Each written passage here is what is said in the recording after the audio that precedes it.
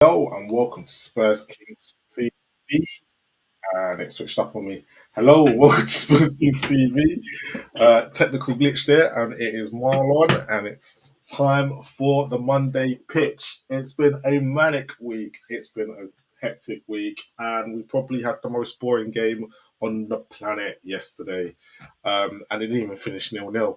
And considering we had a relegation battle between Leicester and Southampton, I think West Ham and Tottenham could probably put themselves out there and go, and they were probably a lot worse. But hey ho, let's move on. Let me bring out the crew, and I'm going to bring out Mitch first because he's going to do most of the hosting tonight because I've not got my ducks in a row. And Mitch, How's it going, people? Everybody good? You good, Marlon? I'm good as can be. You know what I was saying yesterday? I wish there was a VAR yesterday in the Spurs West Ham game because boy. Needed something interesting to pass the time. God, yeah. Out of all the games we've ever played against West Ham, both teams just sat there and went, "Fuck this." So bad, so bad. I think quite a few teams did that this weekend. To be fair, because some of the performances have looked very lackluster. Yeah. I get where a lot of teams are now thinking, season's done on the beach, and there's a lot of things going on, but bloody hell, Spurs and West Ham, they just. It was both teams were trying. They were no good at what they were doing, and then couldn't be asked.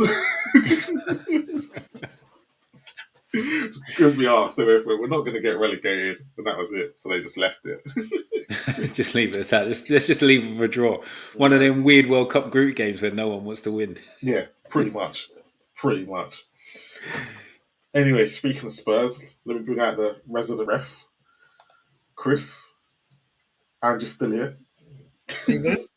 Still fighting strong. Yeah, I mean, some of us had the pleasure of going to that game yesterday. I had one of the best seats in the house, just about 400 metres away from the pitch. It was amazing view. Nice. I think you've used the word pleasure loosely there, Chris, to be honest with you. Yeah. Was you watching Leighton Orient? Because that would have been closer. Definitely ironic. I think I might have been in a separate time zone to when we scored down the far end of the pitch. I'm not sure. So much. And then the boy who gave up his ticket yesterday, well done. I'm actually going to say well done to him because he's a very, very smart man. Probably, I don't even know if he watched it. So again, Stocky, well. All right, how you going? Sorry, Chris, mate. That's a bad one to go to. I am so chuffed I missed that. I think I fell asleep in the highlights. Mate, it was like, do you know what? A lot of people always sit there and complain and say VAR is the reason why this game is going up the creek and this, that, and the other. But yesterday's game between us, that had nothing to do with VAR. There's a lot of them games. Just two bad teams.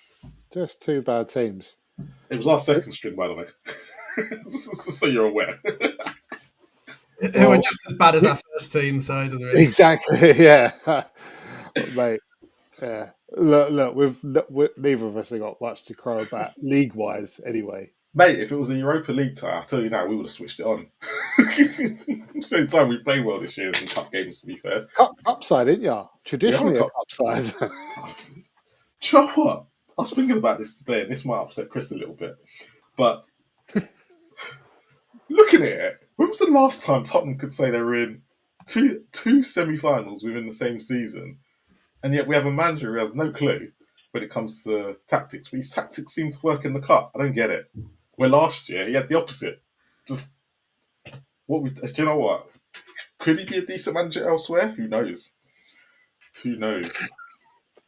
But let's hope we find out the answer to that.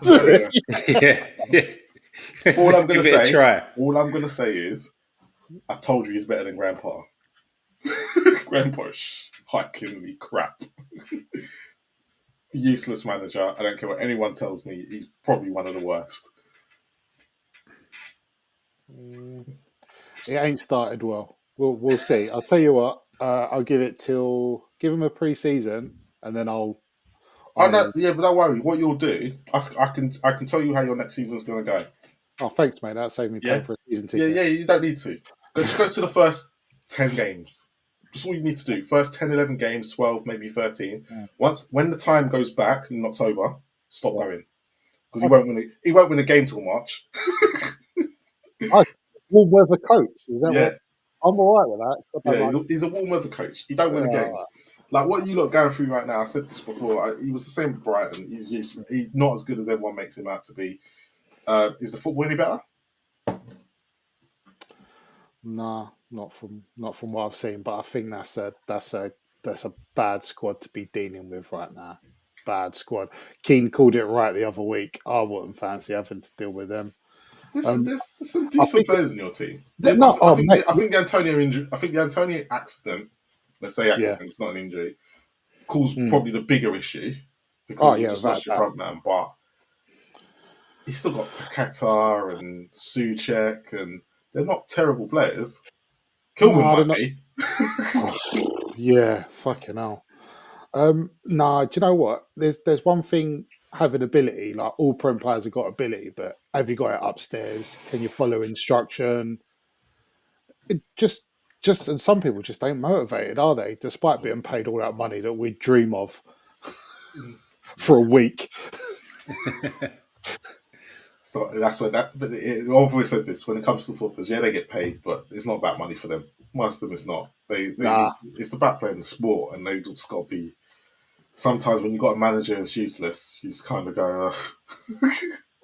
to be fair, I've done it on Saturday teams. I'm like, oh, he's fucking shit. So Spurs players, yeah, Spurs players are going for it now. No matter what they want to come out and say in the press, we are playing for this manager, and like Madison coming out and saying we're playing. Well, turn up on the pitch then. But week in, week out, don't turn up for when it's a Europa League semi-final and you know that it's more beneficial to you than it is him. Yeah. Mm, For the season now, yeah. isn't Yeah, he's out for the season now, which is typical Madison. Why are we surprised?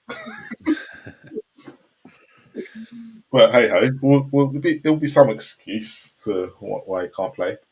But before we carry on, before we get on to the next bit, there's a couple of things I wanted to talk about, and I want to get your opinion. So, what did everyone make of the Trent news coming out today? Thought it was just a matter of time, wasn't it? They were just clearly waiting till they'd done all their trophy celebrations, and then he was going to come out and always announce that he was leaving. I thought, then it wasn't a surprise at all. Has he tarnished his legacy at Liverpool, though? Nah, I don't think any player can tarnish a legacy anywhere once you've won everything at a club.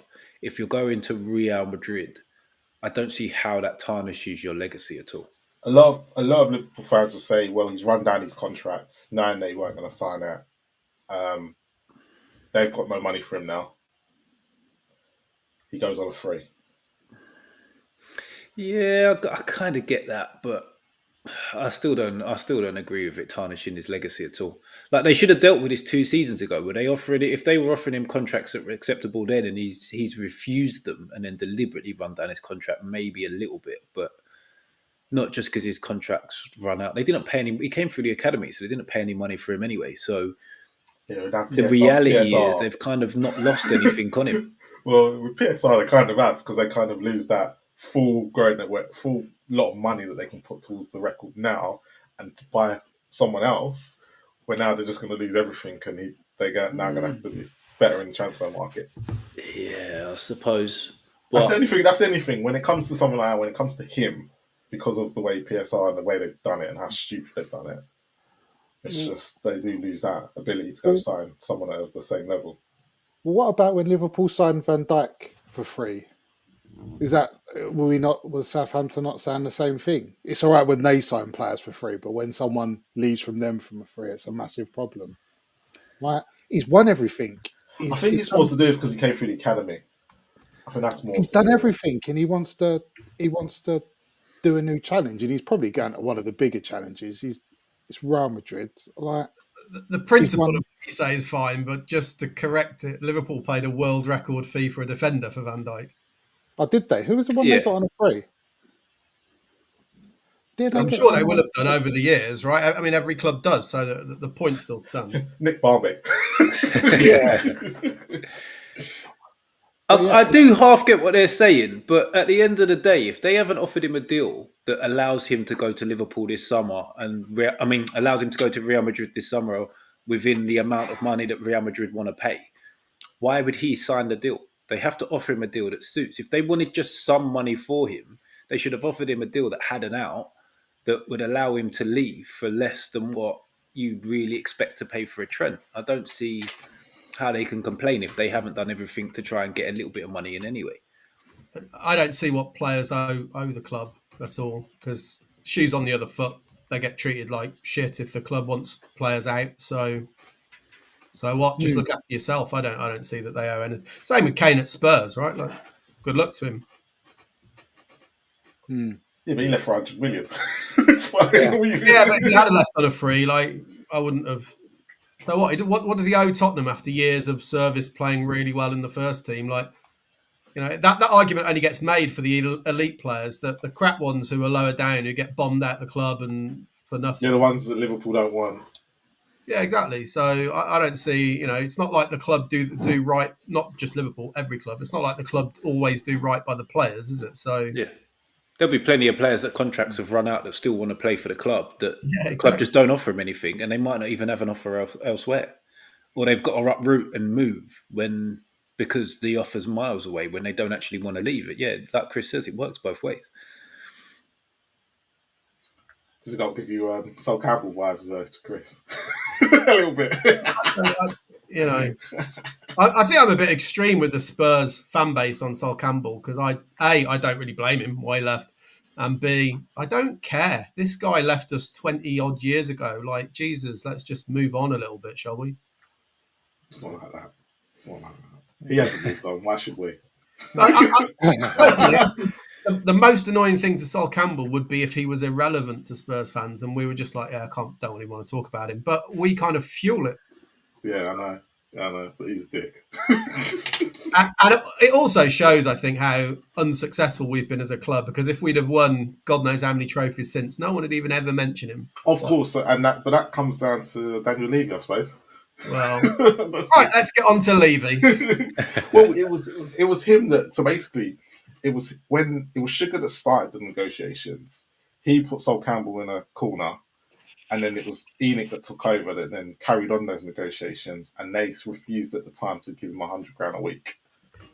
But there was a lot of other stuff going on. So I heard firsthand from someone who was at the club at the time that the way when Enoch came in, some of the things they did, like they stopped giving bottled water to the players on the coach and made them buy their own water for journeys. Like, if you treat it like that, why do you want to? I mean, it's just, remember? No way. Yeah, do you remember when? What's his name? Am I the only one that doesn't think that's bad? That bad? Like, I'm a bit of I'm a bit of a water geek, so I'd be bringing my own water anyway. So I don't get why that's that much of a problem.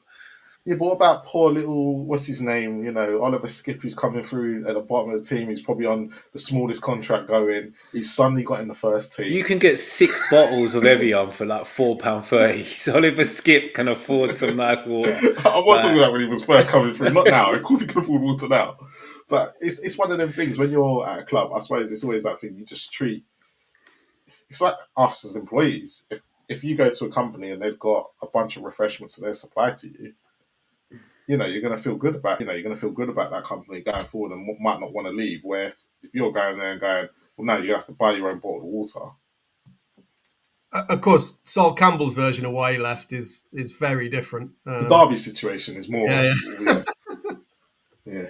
The Derby situation, but that's another story. That was because he had to pay for his own lawyer, wasn't it? Yeah, I mean, basically he tried to make out that Spurs wanted him to essentially sort of plead guilty to things he hadn't done, just so they could offer him a lower contract. I mean, if you want to go and watch that recent interview on the Overlap, it just stinks of bullshit. Basically, I mean, I'm not saying maybe he was wrongly treated, but I think the way he was I do you know what, Alan Sugar did wrongly treat him, and I could blatantly tell Alan Sugar did try and pull one over him. But as soon as when they say, everyone fails to mention in between all of this is that the lawyer being taken away was not Sugar. That was Enoch, because they took that. That's what everyone forgets. That season was when we transferred from Enoch from Sugar to Enoch, and it was going through, and that was the reason why I think Spurs were burnt by Sol Campbell that year, and that was part of the reason why they've been the way they have been with certain contracts going forward. Yeah, I just think he lacks a lot of self-awareness when he's doing his media interviews. The way he comes across, like I said, I'm not bothered. I don't have anything against him really. I haven't got a huge axe to grind, but I just think he comes across really poorly and lacking in self-awareness in almost every interview he does. Sods off Campbell. I've got enough to say about him and with other things. So Trent going to Liverpool. Trent leaving. Good thing. Do you think they'll replace him? Do you think it's damaging for Liverpool for the next oncoming season? I think they just play Bradley. I think they just play Bradley and get someone who comes in behind Connor Bradley. I don't think Has he been injured most of the season though? Has he been in and out of injuries? So that could be an issue. It could be, but they'll bring someone in who's Will they? similar-ish level. I reckon. Will they? I reckon. Come on, Liverpool, who bought nobody last year. I reckon they'll have to bring in a backup right back, or who else is ever going to play there? I reckon they'll bring in a sort of like more veteran-y right back, like a well-trodden right back, get him on like cheap or a free, and then play Bradley more. And then if you need stiffening up, bring on the old grizzled vet. I've literally just read in the last 10 minutes on Twitter, Spurs fans, man, there's something else, that loads of Spurs fans are worried that Liverpool are going to come after Porro now because now Trent's gone. Porro's apparently the best right back in the league. So there you go. I get. Well, he's not the best right back in the league. However, for what they're looking for in a Trent replacement, his crossing ability is what they're going to miss. I suppose his lack of defensive ability is probably on a par with Trent's. Yeah, so. As well. It is. No, it is, and that's the key thing to all this is that if they're going to go look for someone who's not quite on Trent, like Trent's crossing is bloody world class. When he crosses that ball into the box, there's no one better than him. But I have Porro can deliver a ball. It's just unfortunate he's delivering it to bloody Solanke, Son, Olabur, sort of Diaz, and I get Nunes is not great. I mean, half the time he's not even delivering it, is he? Because he's suddenly in central attacking midfield for some. Yeah, there's the other issue. There's the other issue. But yeah, I don't think Liverpool do replace him. I think they're going to rely on Conor Bradley, and it's just whether they can keep Conor Bradley fit for a season. It's either that or they're banking on Gerald Konza to be the backup right back. But I reckon they will sign someone to play below. Where the hell's Gomez? Is he still there? He's injured as well. He's proper injury prone. That's another one. Yeah, Liverpool got some buying to do this summer. I don't know. They won't be able to not buy at all. I said this a few weeks back, and it felt weird saying it, that they need about 5 or 6. They need 5 or 6. And they've just won the league, and it just feels odd to say that about the team that have just won the league. It is going to be interesting for them next year. But they've got a decent manager, half decent anyway, for what we know of. He rip it up at Liverpool slightly controversially, but now he probably wants to return to the Premier League. Go and get Harry Kane, man. He would just destroy the Premier League up front for Liverpool. He's coming back to Spurs, you know he is. He ain't going to go anywhere else, unfortunately. He isn't. I don't think he's going to join Spurs, mate. Let's be honest. He will. He only wants to come back and break the goal scoring record. You don't need to win anything now.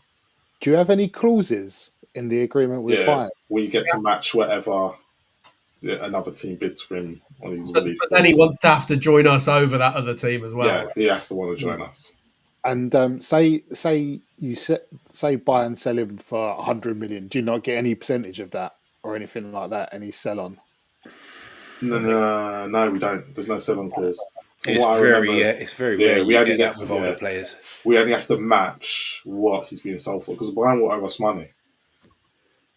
Well, they've got 10 million taken off for Tel, but they will owe us money for it. So what happens is the clause is when I think this summer he can go for 54 million. Don't quote me on that. It's about 50 odd million. There's a release clause that he can go for 54 million. If another club bids on him for 54 million, Spurs have a certain amount of time to match it. Otherwise, he can go elsewhere. Oh, okay. Do you reckon you'd pay them wages then? But for Kane? Yeah. For Harry Kane, probably. Especially how crap we are now. Not shit. It depends how much heat is on Levy at the time. Yeah, it depends on how much. And the heat is on. He'd do it now. Would the heat be on Levy if you win the Europa League?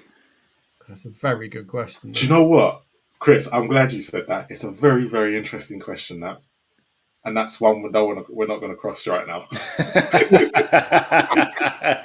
Good question. I'll come back to you. It's one of them. Do you know what? Until I see us actually holding the trophy, then I can compute that question. Okay. At this present moment, I think most Spurs fans can't compute it because if we've got to a point where, like, for me, I'll always want Levy out. However, if he goes and delivers the Europa League, I have no leg to stand on. He gets the credit where credit's due. Unfortunately, everything I dismiss him for, he's got to get the credit for when we're positive as well. I can't be going, nah, it's despite him, when actually everything that's wrong is about him. So it goes hand in hand. However, it will paper over the cracks for Daniel Levy. That's what I think it will do. Yeah. But I can't sit there and say he needs to go when he's finally delivered what we've been asking for 5 years now. But I still want him gone. I still want him gone. Fair. He's just not. He's not made for football, and I think it's a serious thing. This is a sliding doors moment. This Europa League final. If Spurs and Man United get there, it's a big sliding doors moment for both clubs. Mhm. One of them has to win it. Whoever doesn't win it, I personally think it's going to be years before that team comes back up. I think that fits for Man United. I actually think it probably does you no favours that much anyway. No, so I don't think it massively does you favours to it will win. just well. It just papers over even more cracks. But he has to go out. So he'd have to go out this summer. Like for me, if we got Champions League, after his little statement after the last financial one, where he goes, we can't basically say we can't spend the money if we don't have it. Well, you're going to have the Champions League money now. We've got it. You can't sit there and lay on your laurels. And he's going to have to go out and get a big name manager. He'd have to. Right. But then your manager's just won the Europa League. Yeah, but he's getting sacked. He's not staying. Ex-manager. Yeah. He won't. He will not stay. So he'll go even if he wins it, 100%. He's gone already. He's pretty much gone. He's gone. He basically said, when he said to reporters, or was it last week, when they got through against Frankfurt, he said, now you're going to have to put up with me for another few weeks. He knows what's happening next year. You could not lose that amount of games in the league and expect to keep your job. Fair. Just can't. And it's not just he's lost Europa League games where he's lost. I think he's like the second worst manager that we've had in the Premier League era for how many we've lost this season. And he's the worst one for a 38 game season. He's definitely the worst for a 38 game season. I think his loss percentage is the worst. It's the worst as well, and that's worse than our dealers. And our dealers was terrible. Wow. And Christian Gross. Christian Gross weren't that bad. He was terrible, but he weren't as bad as our dealers was the worst. Like I remember our dealers, at least with Gross, he had Ginola, so that papered over everything a little bit. I think that's had Klinsmann, man. He did have Klinsmann, didn't he? I was there for Klinsmann's debut, and I was there for Gross's first game as well, which was away at Everton. But yeah, thanks for the difficult question, Mitch. No need for that. We'll cross that bridge in a few. Look, we'll cross that bridge after Thursday. Okay. And then we've got to go try and beat Man United for the fourth time. We've got to beat Bodo first, or at least not lose by 2 goals. Look, Probably shouldn't say this on here, but I don't think you're making it through. You know what? I think we are, and I think we'll surprise a lot of people. And that's not me just being slightly confident. One, Bodo have lost at home this year in the Europa League at home. They lost the carrier bag. The only teams they beat have been decent teams. We're crap, so we're likely to go there and get a result. That's one thing. And the way everyone said, we're relying on their overconfidence from 2 goals behind. Yes, they've scored 2 goals in each of their game again, apart from carrier bag. But for me, the Frankfurt game opened my eyes a little bit that these players can do it if they really want to. And I think Man United and Spurs have both proved this season, which we'll get into now, which Man United and Spurs both proved this season. When you can concentrate on a single competition, why have Spurs' better performances and Man United's come in the Europa League compared to the league? But I think Man United haven't lost a game in the Europa League, right? You've just said that we've lost 2. We've lost 2. We lost to Galatasaray, where we made like 9 changes and sent our young boys out there, and then we lost to Alkmaar, which was Bergval's own goal, and that was the only shot they had. Okay, but have you actually beat anybody that's decent?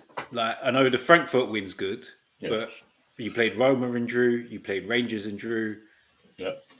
Like That- the run hasn't been spectacular, has it? No, still beat what's in front of you though. I get that, but it's to say that you can do it in one competition when you're kind of Yeah, but if getting you through look games at in ways that are a but bit. we've been getting through those games better than we have in our Premier League games. We Which have done. that's not really hard though, to be fair. Yeah, but you're saying that it's not hard because we've started to concentrate on another competition, the Carabao Cup as well. You look at, but we were better in that competition when we played. Our run was Manchester, Coventry, which were crap, Manchester City, which were good, Man United, which we were good, and Liverpool at home, the first leg, we was okay. So our performances have been a lot better in the cup competitions, well, apart from the FA Cup. But we've been such a mixed bag. But we're more likely to get the job done in the Europa League than we have. And the games you mentioned, again, the ones that we haven't done well in the Europa League, was when we were going through that, the injury hit crisis mode. So Roma and Rangers and Galatasaray were all at the time when we had all those injuries, and we were playing every 3 or 4 days, which Ant was using as an excuse at the time. But that's where we were at. We had to use the same 11 constantly, Okay. which does come to that next point. Do Manchester United and Spurs deserve to be in the Champions League next year if they win it? Because there's now a lot of people coming out and going they shouldn't. Well, yeah, because you get a place just for winning the Europa League. You can't Yeah. change that. You can't have stipulations that if you finish below a certain position in your league, you don't get it. That's just bonkers. Yeah, that's just sour grapes all round. I can't Yeah, see because a logic. I'm going to put it here. Bilbao, if they go out to Manchester United, then they don't deserve their place next year. Exactly. Yeah, they've gone and won. Whoever wins it has gone and won the competition, so they deserve a Champions League place. It's as simple as that. I'm baffled by the whole argument, like that Forest, for example, who finished fifth, are somehow more eligible to go into the Champions League than someone who's actually won something. I find it really weird, and I think it's probably only because of the teams. If this was flipped and it was Forest potentially winning the Europa League and it was United who were going to finish fifth, nobody would be saying it. Hold on. Quick question: where did West Ham finish when you won the Conference League? Because you lot were quite low down. I think we were like 13th. Yeah. So you didn't finish anywhere near the qualifying positions that year, but yet you got a Europa League spot for winning it. So why is no one questioning it then? Yeah, yeah, I know, mate. Mate, I totally agree with you. Like, I think it's ridiculous, and that's just proper sour grapes about people. Like, But it shows you how hard how hard the Premier League can be. You can't. Everyone always says you can't really concentrate on two competitions and do well in. I think it just shows the financial power of the Premier League, Yeah. and the two teams are dreadful in the league, Premier League. but then they're still better for they're still beating European sides. Yeah, Big I you. think Yeah. we've got to be honest though and say this is probably the worst Europa League in history, and not just because Spurs and United are there, but without the teams dropping down from the Champions League. Yeah, it's a big difference, massive difference, isn't it? Well, good point, mate. Good point. Yeah, but And to piggyback on the back of that, hold on. I'm not going to let that go. So why have no Champions League teams when they drop down ever? I think I can't even remember the last team to win it. How many times did Seville win it? And they were never finishing. They never dropped down. I think they dropped down once. Most of the time they won it. No, most of the Europa League teams, most of the teams that in the Europa League, majority of them have been in Europa League competition from the beginning. Yeah, but I think it's very rare.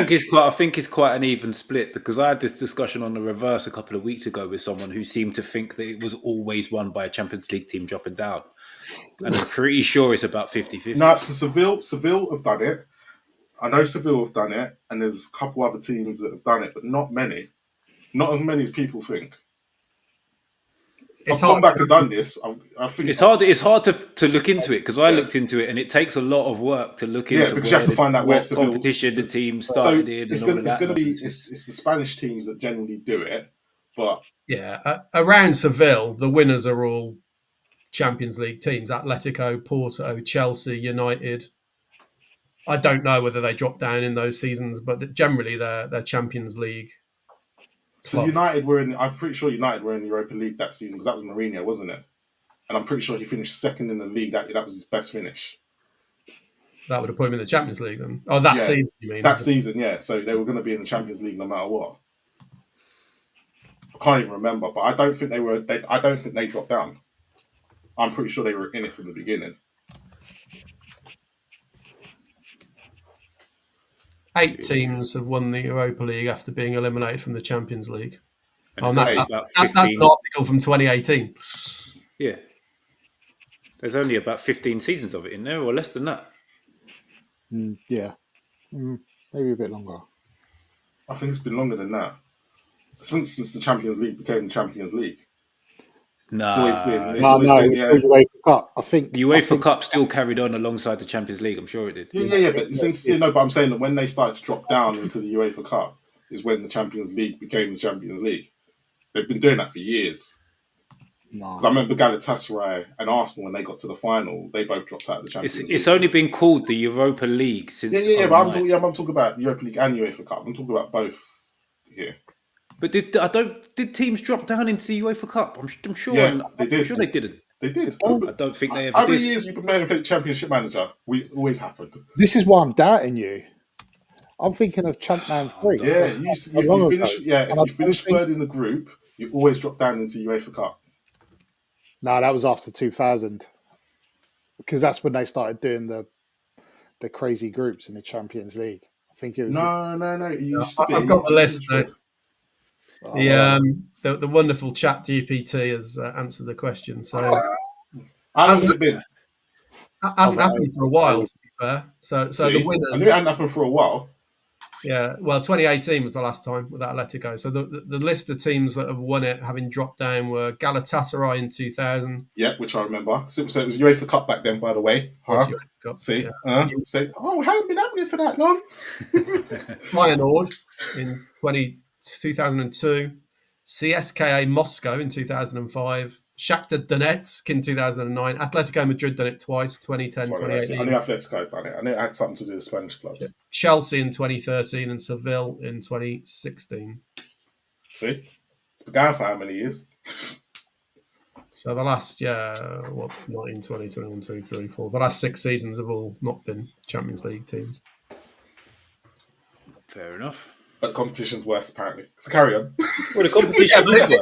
Well, just because they don't win it. I mean, the competition is weaker without them teams in it. That's yeah, but you say that, but Atletico Bilbao will play Champions League football next year. I don't know about Bodo. Bodo obviously dropped out from the Champions League knockouts. Well, I'm not. Lazio. It must be weird how Bodo Glimt get into any competition because their season's literally just started. So how so it would have been from where they finished last. This season just gone. And I'm pretty sure Lazio. Where are Lazio now? They were 4th or 5th.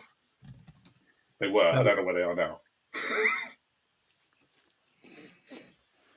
We'll see. We'll see how many teams from the Europa League next year will be in the Champions League next year. Well, if the Europa League's so strong, then presumably whoever wins that strong, will be brilliant in the Champions League.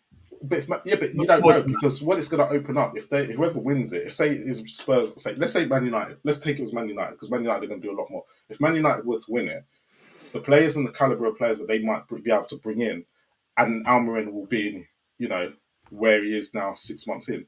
It's going to be massive for them, and they could end up going into the Champions League and finishing in the top 8.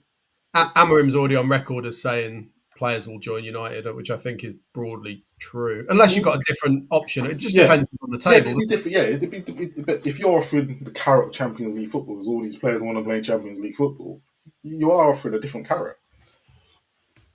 I still think they're not joining if Arsenal, Liverpool or City are options. You're not going to join United, I don't think, generally. I don't know about that. Maybe Liverpool, but not... I don't know if Arsenal... Players are greedy. They just want to win and they can see that that's... Yeah, but so what are you going Arsenal for? You mentioned Arsenal, but Man United have won more than Arsenal in the last 3 or 4 years since Arteta's been there. just asking the question. But yeah, it's just... I think for them, it could be massive. And do you know what? It would be... Look, for Spurs, it'd be more a case of who we can attract as a manager. Yeah, I don't think it makes a lot of difference to us in the transfer market, or at least it never has No, previously. it never has done before. Like, I'm not going to sit there and It pretend. could, but It we're could, it not should, interested in. but Yeah, it should do. Like, if we're being honest, it should do. But let's take Newcastle. Like, when they're going to have a better window next year if they make Champions League than they will if they don't. Yeah, 100%. And It'll same be a with different Villa. list of targets, and you'll be Yeah, able to attract Villa. different players. Villa are the same. yeah. Forest won't be. See, that's where I think it's not true for Tottenham. Our list of targets will be the same, unfortunately. But yeah, so there we are. So everyone's in agreement. Spurs and Man United deserve their place. Or whoever wins it deserves their whoever place. wins it. Yeah, I'm in the same Yeah. boat as you completely. Well, I would be. I'm a Spurs fan, but look. You set them parameters at the beginning of the season. If a team wants to go and concentrate on the Europa League more than the league, that's their own prerogative, isn't it? I think if it is a Spurs Man United final, I think UEFA will then start the rumblings of teams from the Champions League somehow dropping into that Yeah, competition. but I think for them, They'll figure it out. I think for them, they need a team like Manchester United to be in the Champions League because of their brand, not because of anything else. They need someone like Manchester United and the fans that they'll bring and the worldwide publicity that brings with it. Advertisers, Advertisement, it's all about sponsors, yeah. That's why they're doing. That's why the Champions League got changed, was to try and ease off the Super League stuff and keep the money going through UEFA's books. Yeah, and that's why Man United are always in those conversations. They are the biggest brand in Britain. Like Liverpool and Arsenal, one might want to argue that Man United are the biggest brand. Unfortunately, they are Premier League. Unfortunately, is the correct word to Yeah, so unfortunate, but it is. Alex Ferguson built a brand. Alex Ferguson and the rest of them built a brand over all them years, and that they are the people that bring in the money. And Manchester United being near the top always helps everybody in some shape or form. But when they have a drop off, it's fun for us fans. It always is. But when it comes to something like this, I think UEFA will be looking at it going, actually, we'd like Manchester United to be there, not Spurs. I mean, they did try that the other season. I don't mean the Super League. There was something about the extra places going to teams with the highest. Well, that's what they've tried to do this year. This is why they're giving New Britain 5 places, because in their head, Manchester United would probably finish in the top 5. Slightly different to that. So what's happening now is the league with the best performing teams are getting extra places, but the initial proposal was just the individual teams, yeah. highest coefficients. But that's why it went to the leagues instead. That was the counter argument. I think that's an appalling way of. Well, to be honest, I think either of them are fairly appalling ways of doing it. But there you go. Yeah. Should we go on to VAR then? Yeah, let's go for it. I'll let you do it. Because I have no clue. Right, let's get into VAR court. Let's do this. First decision of the evening. Why have we not got Chris? What is going on there? We haven't got the key man. There he is. Fantastic stuff. So, first decision of the evening. I've completely lost what I was going to say now. Arsenal against Bournemouth. Game's at 1-0 at the time. Cross comes in. Odegaard's wrestling with Evanilson. It hits him. Looks like it bounced off his arm to me. Goes in. Goals given. VAR check it for quite a period of time. And the goal still stands. As a Tottenham fan, Marley was probably loving this decision. What did you think of it, Mars? Do you know what? It reminded me of our Spurs Champions League Loriente against Manchester City. It had very, very similar vibes, and there was no concrete evidence at the time to say it hit his arm, hit his hand. There was no angle, and I felt they had the same problem with this, and they took so long with it. Again, this is where I always think there should be a timer on it, and it would have been pure guesswork from VAR if they went and said that hit his hand without properly having the proper angle.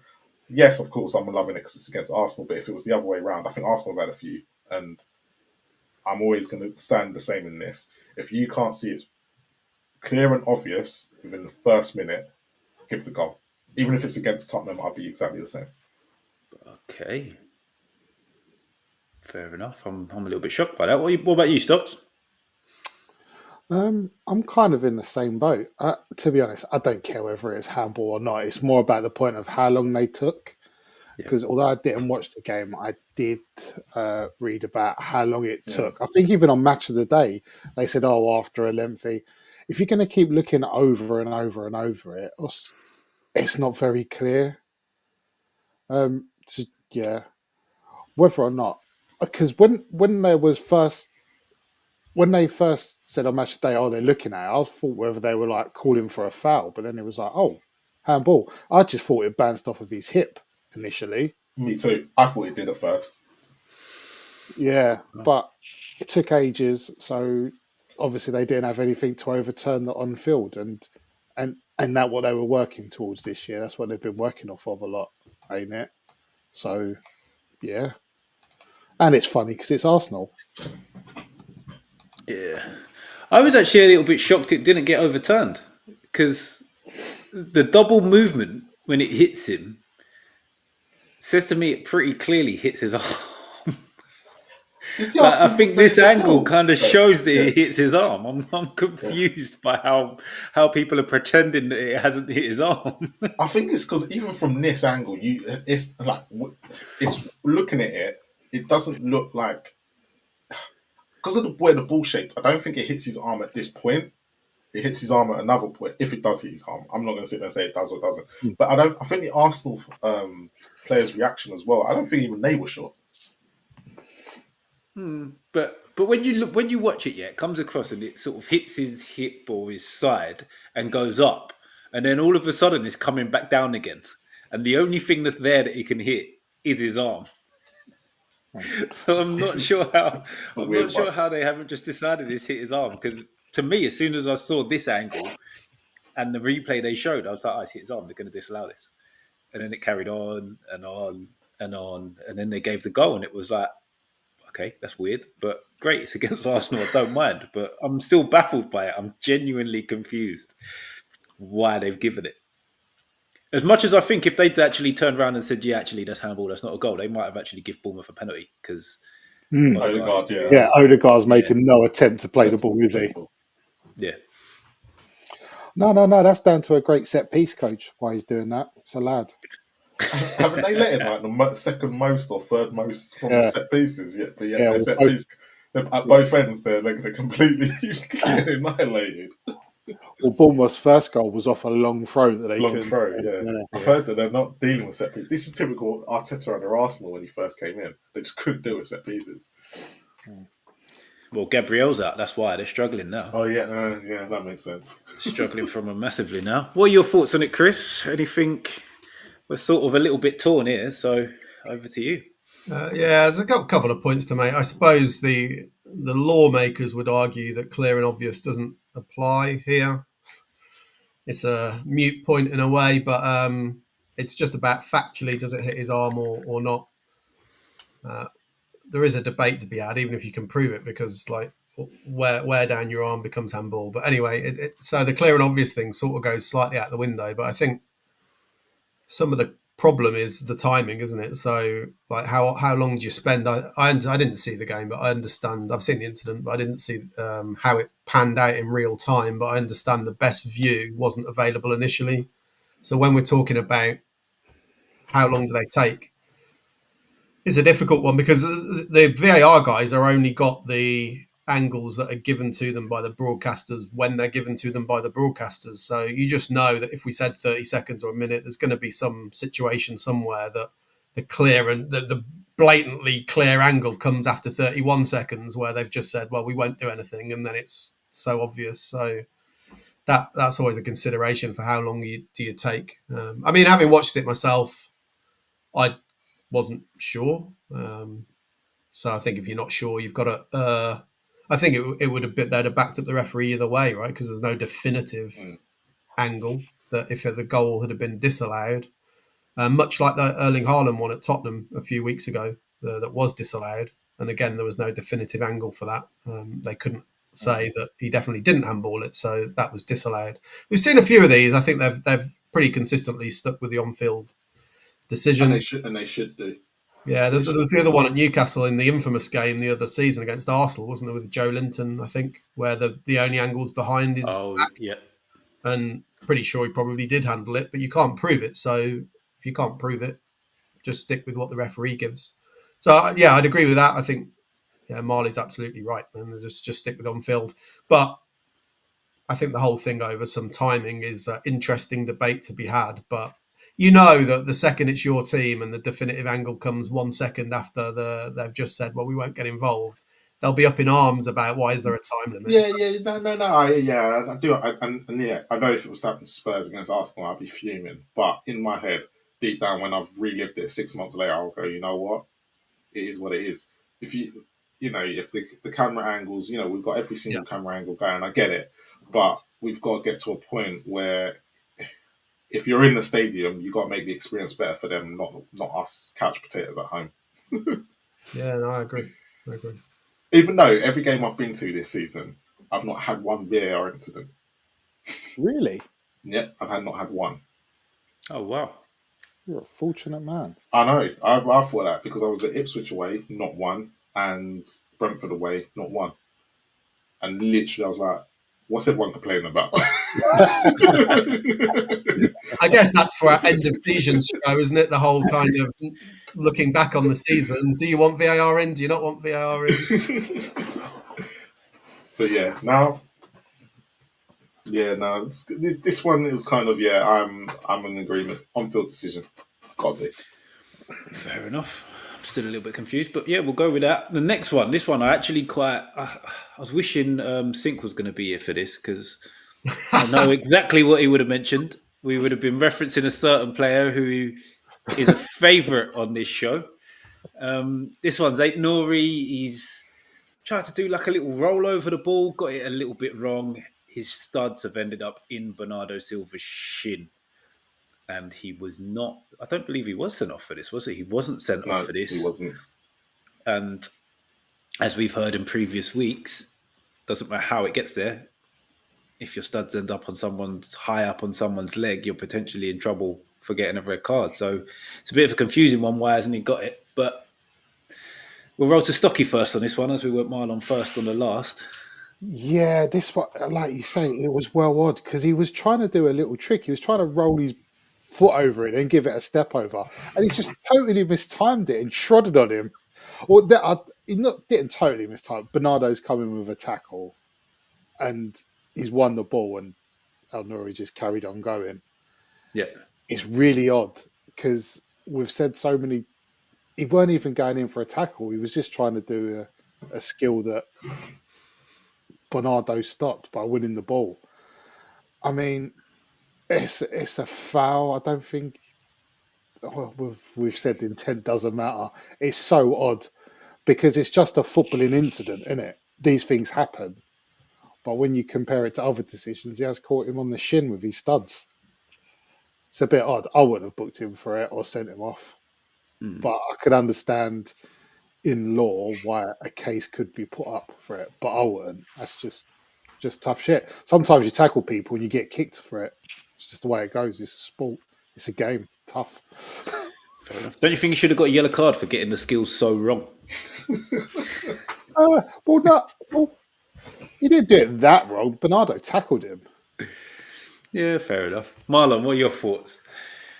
Do you know what? This goes back to the whole Eva Nilsson thing last week. Yeah. Because I said it was an accident. He should never have been sent off. He clearly slipped, which got rescinded, by the way, people. Which also led into the last incident we were talking about, which led to Arsenal losing. So, yeah, one unfortunate series of events. That's the cards. So I believe that when you looked at it, it was a complete accident. But it's that bit about is it endangering the player and the opponent? And I don't know. This is one of them. I would probably I leave to the refs, whatever they think's the perfect situation for this. If they'd sent him off, okay. If they haven't, okay. So I'm sitting in the middle.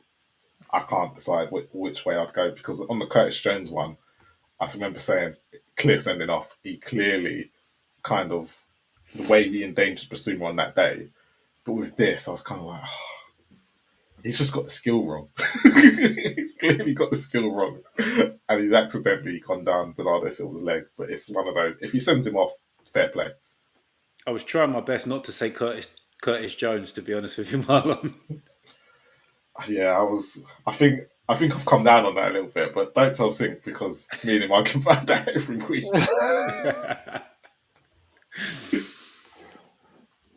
All right, over to you then, Chris. Can you talk us through this one?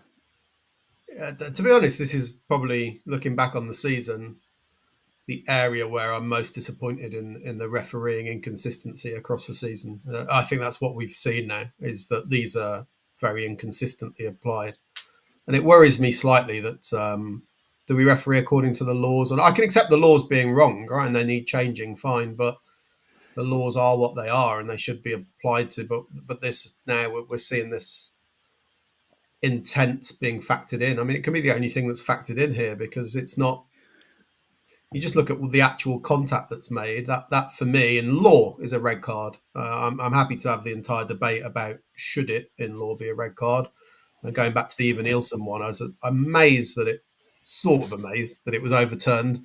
Not so amazed when you realise that most of the panel is made up of ex-players, and that in itself is a problem because then you get the appeal based not on the laws but on what the players would like the laws to be. So again, you get more inconsistency. So yeah, I mean, we've had this debate a few times, haven't we? Curtis Jones, Romero against Chelsea, where they play the ball first, but it ends up being really shocking challenges. The only thing I can think has saved him is that the contact's perhaps not with his complete foot planted on the leg. It's more with the kind of toes, studs area of his leg. But I think the better and the more the way to get more consistency with these is that just to focus on the outcome and that it should be a red card. And that's what I believe the laws currently say. Yeah. So I was really surprised they didn't intervene, whether it should be or not, and whether we should have intent and accident. But then, of course, you get the... it's like anything. However you write the laws, there's going to be something that happens where it's not palatable as an outcome. Yeah. So if you then say, well, intent doesn't matter, and someone accidentally kind of breaks someone's legs, you can say, well, he should get sent off. So kind of, you're damned if you do, damned if you don't. But I was really surprised there was no intervention on this, to be honest. Do you think that the overturned Ivan Nielsen one played a part in this decision? As they're like similar-ish type of things. Ivan Nielsen slipped and it was definitely an accident. This one, again, he's tried a trick, it's an accident. So they thought, if we overturn it, we're going to look silly again if it goes to the board, the review, and the review board turn around and go, actually, no, we'll rescind that. Yeah, it's a good question. And I don't know if any of the officials were the same. Like, it could have been the same VAR guy, I don't know. Certainly if it was the same VAR guy, that would definitely be in his mind, right? Yeah. But I also don't. What we will never know, right, is the Ivan Nielsen one. The facts that we know are that he was sent off on the day, and that on review it was overturned. What we don't know is when Howard Webb sits in front of these group of referees, does he then say, no, we still should be sending this guy off, and whether they agree with the overturn or not, who knows? So what directives they're given by the PGMO is just speculation, right? Dear Howard Webb, please come on Spurs Kings TV to explain. Used to have his number back in the day, but that was a long time ago, so I can't send him a text, I'm afraid. But yeah, I just think the way we've gone this season, I think it's been poorly and inconsistently applied. And then you see things like Tarkowski didn't get sent off for... Yeah, but I remember. Do you remember when we were arguing about the? Is it Cole Palmer, the one at Leicester, where he completely got taken out? The exact same thing. So they're consistently just not sending them off now. No, but then you get the odd one where they do, though. But Fernandes got sent off against Spurs for something that was ridiculous. That was never a sending off. So Fernandes.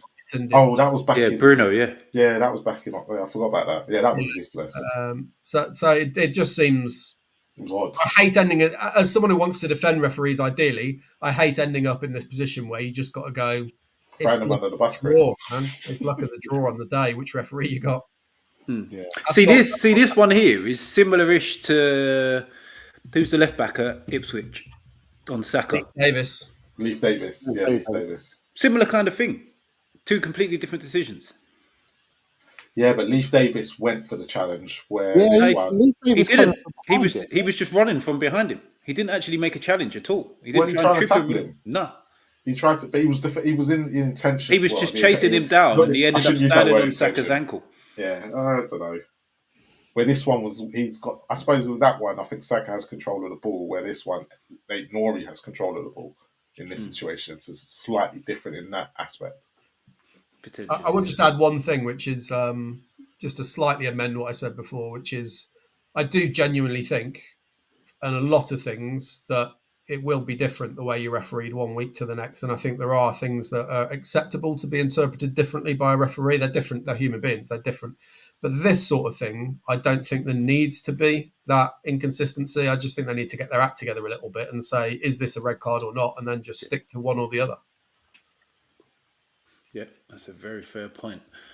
Right, this next one actually really baffles me as well. So this one isn't given. There's a lot of times that this one isn't given. This game is Villa against Fulham. Ball's coming over the top. As you can see, Ollie Watkins is looking at it. Robinson has basically just barged into the back of him, which has knocked him over.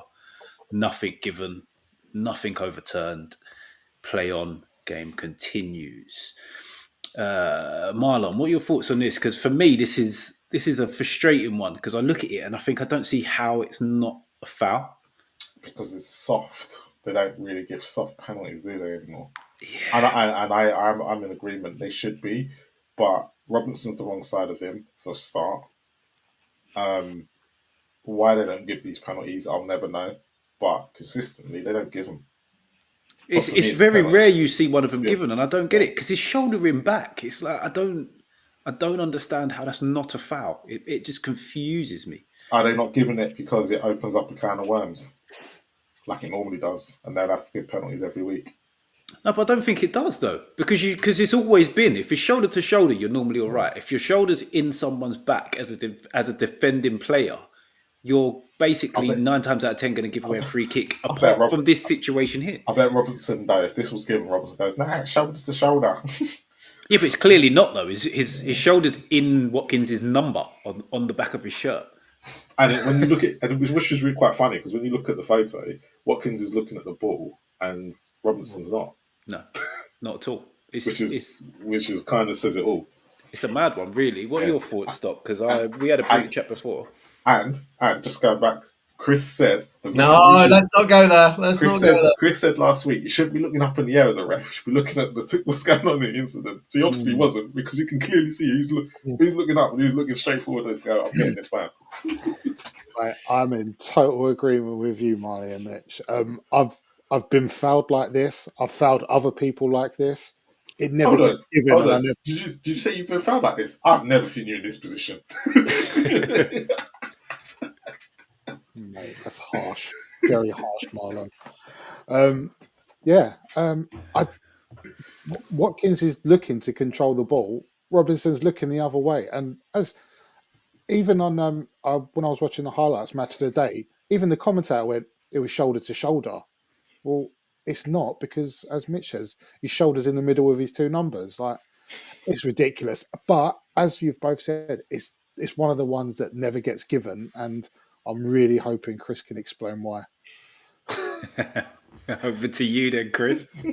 I don't know if I can explain why. To be honest, Mitch, I was expecting you to be more vociferous on this and just throw everything I'd said, was it last week, back in my face about not looking at the ball and stuff. But I was very tempted, but I held back on that one, to be fair, mate. this is where I have to take on like blame for every refereeing decision ever in history. But so it's a tricky. The one thing I do think they're relatively consistent. I'm not saying I agree, but where the ball, I reckon if the ball's at Watkins' feet and he does it, I reckon he gives a penalty. But what we've seen generally is when they're in the air, quite often these haven't been given. And there was a worse one, as Marlon will remember, on Danso against Ipswich. It was about 10 times worse than this, and Spurs didn't get it. So there is a sort of consistency, but I don't think you could argue if it's given, really. And I will double down on what I said last week. Look, is it Robinson making the challenge? I think he glances at the ball initially, but when he actually makes the challenge, he's not looking at the ball at all. And for me, I think if you're going to do that and you're just going to go straight into the player, you're not making a genuine challenge for the ball at all. The only thing I can flail around for and trying to come up with some vague attempt at justifying it, which even I don't really believe in, is that phrase that Howard Webb said before about contact with consequence.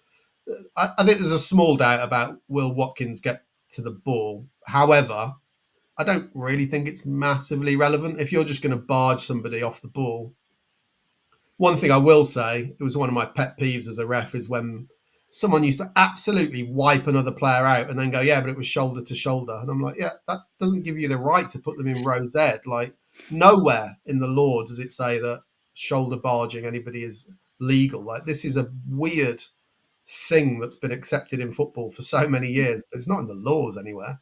You can protect the ball if you're in possession of it and use your upper body to shield it. But when the ball's up 20 feet in the air, you can't just whack somebody and go, oh, yeah, but it was with my shoulder. I'm like, oh, yeah, that's all right then, is it? I used to find that really odd. It was a cause of issues in my games that, I don't buy that from players. They want to just, if you make contact with your shoulder first, use that as a justification for any form of like wiping someone out.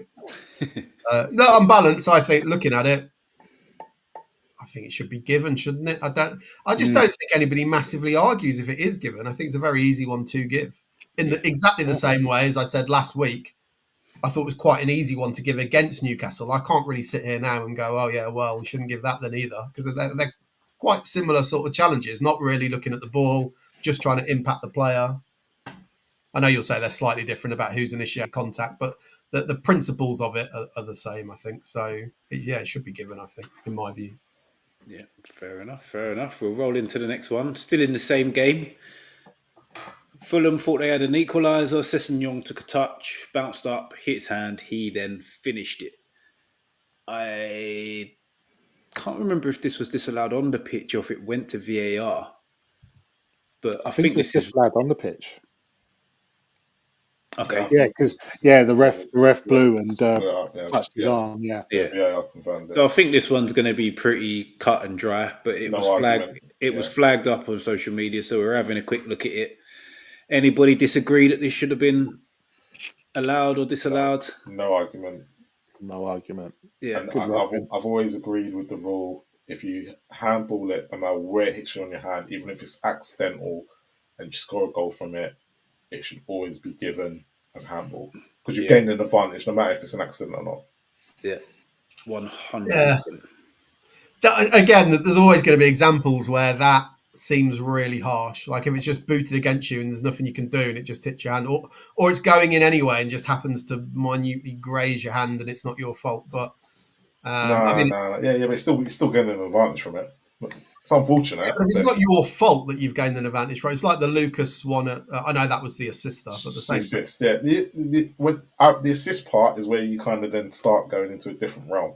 But when Lucas gained an advantage from, for context, we're talking about Sheffield United. And the laws were slightly different. That also penalised the assister. Then the only thing, but it goes back to Joe Linton when he scored against us. It was at him from a couple of yards away. He's like, what's he supposed to do? Exactly. So, but I think if you score directly a goal, it's interesting though, Marlon, that you want for the serious foul play ones, you want it to be whether they intended to do it or not. Doesn't matter whether they're going to break the legs, but whether it's handball, you want handball. I'm different mindset, mate. Handball, I'm a fan of. The only other point is that credit to Dale Johnson. I'll steal his point in his write-up. Should we not have got to the point? This has been in the laws long enough now. Should we not have got to the point where players are a little bit smarter? Yes. Like he knows it's hit his hand. So what's the point at this stage in just shooting? Don't get it. Yeah, because if he rolls it off and someone else scores, it's fine. Or because the referee might miss it. No, but it doesn't matter. VAR will always pick it up. But if you get VAR and the referee, you never ever know. There's going to be one moment where that one was a pretty obvious one. I think it's not quite like the Even Nielsen one, and that's just bundled in anyway. Finish it, deal with the consequences afterwards. Yeah, but in this situation where he's on the edge of the box, I he's get it. potentially got a chance to roll someone else in who could Yeah, still but can score. he stop? Is he in the situation where he's Oh just yeah. Of course he can. Of course he can stop from Definitely there. could have try and done. session him, man? And if he stops, he might injure himself. I think he went to shoot, handballed it, and then sort of dummied it till it sat Yeah. again. So he definitely Yeah. could have stopped. I think you are probably asking quite a bit in the moment. Football's a very quick game. You're asking quite a bit of the players to have the forethought to go, actually, no, I won't. I'll pass it. But I'm surprised we don't see it more often with the obvious handballs that they kind of lay it off a little bit more. But Yeah, because there was one on the continent about 2 or 3 weeks ago where the goalie's gone to clear it and the guy's jumped up and it's clearly hit his hands and he's taken another touch and just rolled it across for an open goal for his mate to score. And it counted. yeah, I remember the one I've mentioned on this podcast before. The one that I remember, it's going back a little while. I think it was Man United Sunderland in the cup, and there's a long ball over the top, and the Sunderland guy puts his foot out to control it, and as it pops back up, it hits his arm accidentally, and he squares it to someone who taps it in. Perfectly legal. But everyone's up in arms then about it's hit his arm, but Hey, hold he on. passed it. It's fine. Hold on. Even Nelson scored a goal. He didn't get done for it. Apparently. So don't sit there and say, yeah, but even Nelson did actually stop. Yeah, but in that, I mean, he's got no control anyway. Is it the ball's tumbling in? Like it would have been. I suppose the argument is if he knew he'd handled it and he could have stopped it on the line, could he have? Oh no, yeah, but he knows he's handled it. He goes up to the referee, and goes, no, I handled it. No, but that's not what we're saying. What we're saying is, should they be smarter to know that if they then assist the player to score, the goal's going to count. Whereas if they then just go and roll it in, they know that it's going to be disallowed because they know that it's hit their hand. Yeah, but in this situation, I believe that he couldn't give it to someone else. He's on the edge of the box. He didn't have to shoot from there. Yeah, Jimenez is literally right there. I'm sure he could have rolled it to him. Yeah, he's not clever, is he? He's got to be a clever player to do that. Hey, there ain't many of them. Football IQ and all. Yeah, well. Next. It's one to think about. Next one. This one frustrated me massively, to be honest. Whiffer. Already on the yellow card, goes in on Tonali, misses the ball, catches Tonali's ankle. He doesn't get a second yellow, but VAR check it for a potential red card. So it was massively frustrating for me because I can't see how and why this wouldn't be a yellow card, especially with VAR checking for a red. But what are your thoughts on it, Stocky? I think you've got a slightly different thought on it to me, so we'll go with you first. Yeah. I mean, it weren't I thought it was just a foul. We've had instances this season where, have we said threshold for second bookings sometimes changes, and it has changed for some people. It's one of them. Would I give it as a booking? I don't know. But at the same time, I'm fully putting my hands up. If he walked on a second yellow, I wouldn't have no sympathy for him. It's this more my opinion. I didn't think there was that much contact. I don't think he was particularly reckless because he's got in for a tackle with his studs facing down. So you've got to be in a bit of control to have you to go into a tackle, adjust your foot to go in with your side foot. He's still He's still caught him just above his ankle, though. I disagree. I just disagree. But as I say, if the ref decides to book him for that, I'm not going to have no qualms about it. To be honest, I'm not saying you're wrong for thinking he could get a yellow, but for me, I'm sort of borderline about it. Cool. Marlon. I missed it. I didn't see it. That's very honest. That's brutally honest, Marlon. Arsene Wenger's just wandered in. Yeah. What the hell? I remember watching this back and I saw the two other incidences and I was like, what's he talking about? I remember you messaged. Yeah. Like, what the hell is he talking about? And I missed it. And I couldn't go through a wind back, so I just left it. And then when you said this back, I was like, no, I'll be honest. This is brazen. I missed it. I'm so sorry. I've getting missed it. Hey. So I have no opinion. If I'm looking at the photo, I don't know. I have no idea. Fair enough. Right, we might as well roll straight into you then, Chris.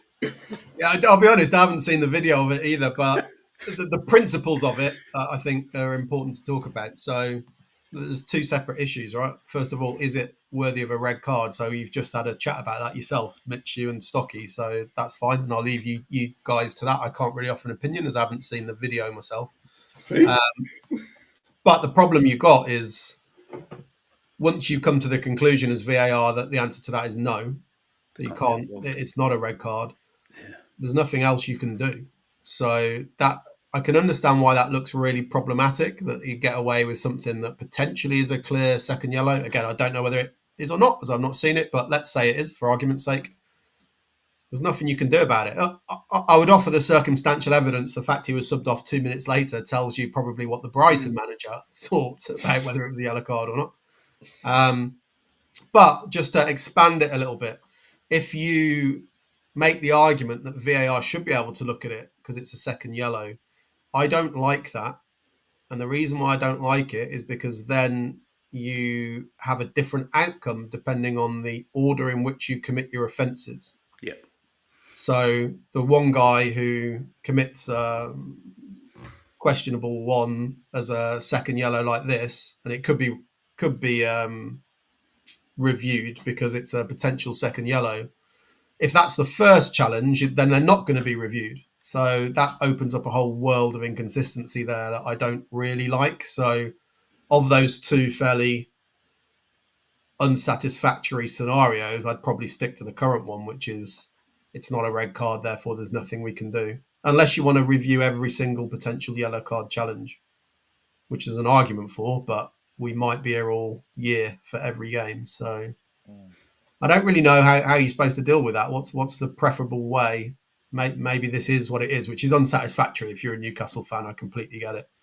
I don't know what the best answer is. Yeah, no, it was a frustrating one, to be fair. My only question on it is, would anybody like it to go down the route of if they've reviewed it for a red card and can see it's a yellow card, should be a yellow card, then suggesting a yellow card on field? Not reviewing every single challenge, only reviewing it if it's a potential red and then overturning them decisions to be yellow cards. Anybody? Stop them. Like, I see the point, but I don't know. You could be a bit naughty about the protocol says that you can't recommend a review unless you think as VAR the referee's got it wrong, right? But of course, one scenario that could have happened here, they could have recommended a review. The referee could have gone and only on the basis that they say it's a red card. The referee could have rejected that and then gone, no, I don't agree that it's a red, but I do think it's a second yellow, and then given him a yellow card. So it's not ideal. Okay. It'd be easier if the ref just gets it right on the pitch. It'd be Yeah, that would be nice, to be fair.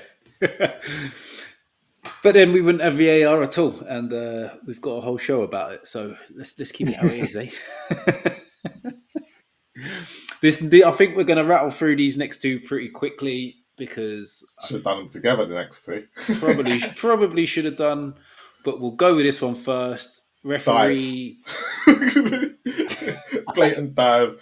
Anthony Gordon actually was outside the box for a start, wasn't it? But you're a bit too early on the dive shout. Yeah. But penalty was given on field. The trip's clearly there. But he did carry on in the box. No, Gordon fell into the box. The contact didn't carry on at all. Yeah, the contact is where we're looking at it now. The very first replay I looked at this, I was just like, yeah, that's not pen. Simple as that. There's no excuse you can make. You could see it in real time, right? It's one of these where I watched it first time and immediately thought that's not in the area. So, and I think you've got to, if you're Craig Pawson, he's a referee I generally quite like. He was having a bad night, innit? He had a bad day. He had a bad day at the office. He definitely did have a bad day because this one, as we can all agree, is clearly not in the box, so it shouldn't have been given as a pen. And then bad night with his partner the night before, mate. That's why. And then this one, which is where Marley should have been calling for a dive, we'll give him a little bit of leeway here because he might not be getting the full view from where his positioning is. Yeah, it's tough. But he's also given this as a pen when there's no contact and VAR have overturned it. To be fair play to Paulson in this situation. And the reason why I'm going to say fair play, he got the first one wrong, but he still went and gave a penalty for this one, and then he still gave a penalty for the third one, considering he got 2 wrong. So you have to give him credit, because a lot of people that put cast doubt in their mind, and actually he still got on with the game, considering he made 2 mistakes, is what VAR told him. My only issue with this one. Oh, why you got an issue, Rich? No, it's just the replays they showed Pawson when he went to the screen. Because they showed him this angle, and this is the only angle that looks like there could have been contact. Where there was another angle. I missed it. There was another angle where it was so clear that there was no contact. But this angle looks like there's potentially a slight bit of contact. So I don't even know why they showed him this bit. Every other angle, there's about a yard in between their legs. This one, they look like they're right on top of each other, which is I was just confused. I was like, why are you showing him that? Because it looks like there is a slight touch. But you can see why you got it wrong. It's what broadcasting give you. So if that's the first angle the broadcasting people have ready, then that's what Chris said earlier on, wasn't it? Yeah, it depends what broadcasters sent to the VAR. Yeah. Well, but by that point, VAR have already decided that there's an error, and then they do have control over what they've seen to be shown in any order they want. Yeah, because we had already seen a different angle to this than by the time he'd gone to the screen. So that's the thing that confused me, just why they gave him this angle. It seemed like the worst angle they possibly could have given him. But we're still in the same game, and this is one he actually got right. I haven't discussed the last one yet. Oh, I thought we was pretty clear cut. Well, there is a point I wanted to make, actually. I don't know if you can... Oh, you have rolled it back. Just on a refereeing side, which is... Yeah, you can see maybe he's a bit unsighted there because the Brighton player is slightly in the way. He's running out at a diagonal towards the corner flag-ish, which is a very standard referee, what they call patrol path. What I think he'll be disappointed with, what he's trying to do is create what I call a viewing angle. So I was just looking at it again to see how did the Brighton player make that challenge, because what happens when 2 players, so someone's running through on goal and someone's right behind him, the last thing you want to do as a ref is just run right behind them, because you can't see anything. So you'll see the referees run out wide rather than just, you sacrifice being closer to create a viewing angle by going out wide, which is what Craig Pawson's trying to do here. But just having reviewed it with the way Van Hecke comes in, he kind of comes in from the side anyway. So he actually probably shouldn't have done that in this scenario. There wasn't the value to going out wide. He was better off just closing the distance. But because going out wide, he's now created the fact that Brighton player's blocked his view.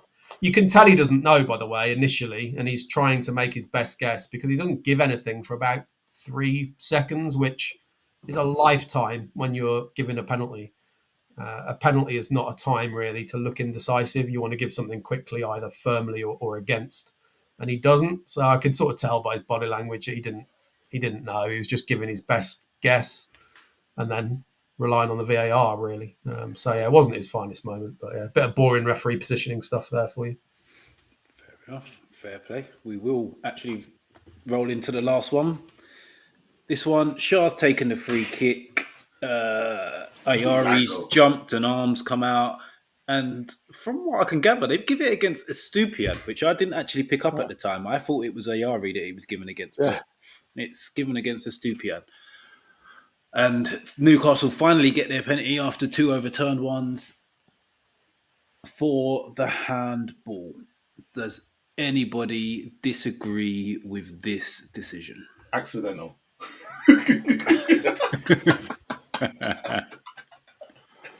No, I completely. Like I said, I'm giving Craig Pawson a lot of credit because, again, he could have shied away from this. He hasn't. I know he's got a great angle there, but he could have cast doubt in his mind. He could have just waited for VAR, but he still gave it. Fair play to him.